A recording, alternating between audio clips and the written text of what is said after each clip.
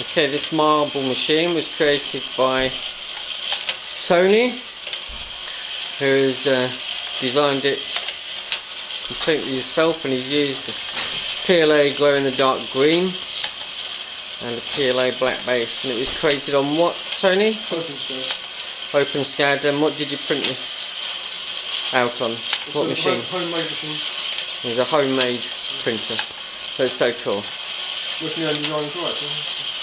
Yep. So if you want one of these, get in touch with us. I'm sure Tony will print one off for you. Excellent.